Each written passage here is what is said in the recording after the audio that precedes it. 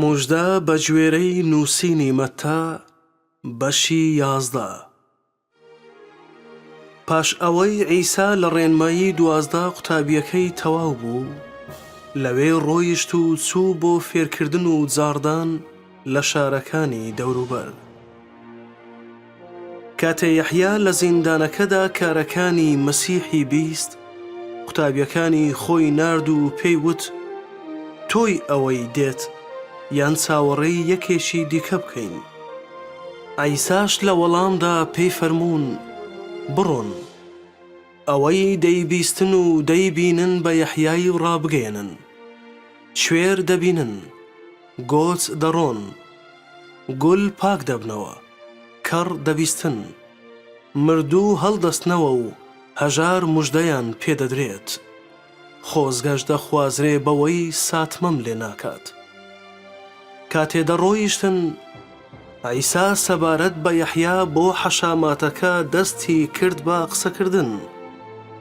بۆ بینینی چی دەرچوونە چۆڵەوانی؟ قامیشێک کە بادەی هەژێنێ؟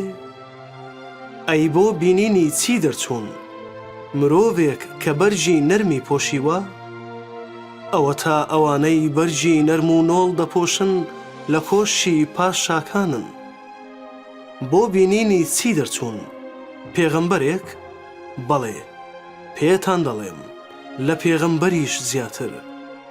ئەمە ئەوەیە کە دەربارەی نووسراوە.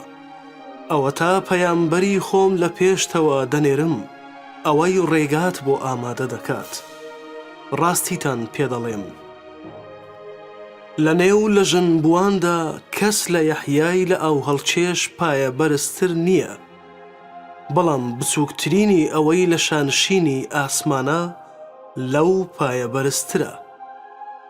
لە ڕۆژانی یەحیای لە ئەو هەڵچێشەوە تا ئێستا شانشینی ئاسمان بەهێز تێدەکۆشێت، تێکۆشەرانیش دەستی پێوە دەگرن، چونکە هەموو پێغەمبەران و تەورات تاکو و هاتنی یەحیا پێشبینیان کردووە.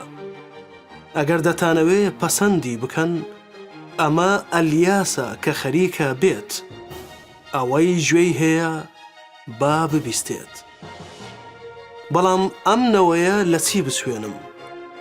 لەو منداڵانە دەچن کە لە بازاڕەکاندا دانیشتون و بانگی یەکتری دەکەن و دەڵێن: زوڕنامان بۆ لێدان و هەڵنەپەڕین، شینمان بۆ جێران و لە خۆتان نەدا.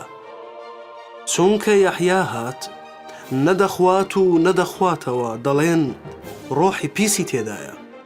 کوڕی مرۆڤ هات، دەخوات و دەخواتەوە، دەڵێن ئەمە کابرایەکی نەوسن و مەیخۆرە، هاوڕێی بازگران و گوناهبارانە، بەڵام دانایی بە کردارەکانی سەلمێنرا.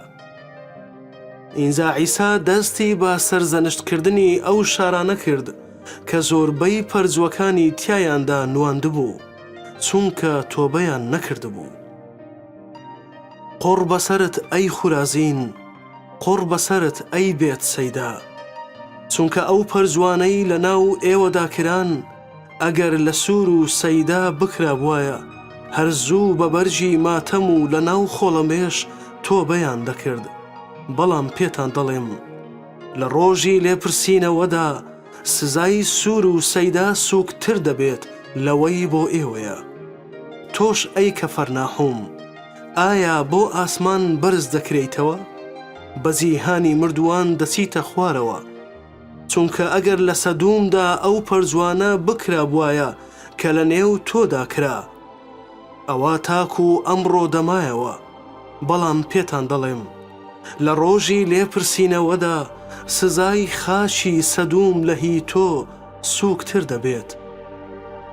لەو کاتەدا عیسا فەرمووی: ئەی باوک، سوپاست دەکەم، خوداوەندی ئاسمان و زەوی، چونکە ئەمانەت لە دانا و تێگەیشتوان شاردۆتەوە و بۆ منداڵان ئاشکرات کردووە.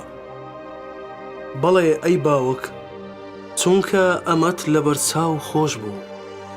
لە باوکمەوە هەموو شتێکم دراوەتێ. کەس کوڕەکە ناناسێت باوکەکە نەبێت، کەسیش باوکەکە ناناسێت تەنها کوڕەکە و ئەوانە نەبن کە کوڕەکە دەیەوێ بۆیانی دەربخات. وەرن بۆ لام ئەی هەموو ماندووان و بارگرانەکان، من دەتان حەسێنمەوە. نێری من بخەنە سەر خۆتان و لە منەوە فێر بن، چونکە دڵنەرم و ڕۆحسووکم، حەسانەوەش بۆ دەروونتان دەدۆزنەوە، چونکە نیرەکەم گونجاوە و بارم سووکە.